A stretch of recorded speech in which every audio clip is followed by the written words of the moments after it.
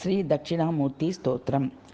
మౌన వ్యాఖ్యా ప్రకటిత పరబ్రహ్మతత్వం యువానం వర్షిష్టాంతే వసదృష్టిగణైరావృతం బ్రహ్మనిష్టైః ఆచార్యేంద్రం కరకలిత చిన్ముద్ర మానందమూర్తిం స్వాత్మారామం ముదితవదనం దక్షిణామూర్తి మీడే వటవీట సమీపే భూమిమా భాగే నిషన్నం సకలమునిజనానాం జ్ఞానదాతారమారాత్ త్రిభువనగురుమీశం దక్షిణామూర్తిదేవం జనన మరణ దుఃఖ ఛేదదక్షం నమామి.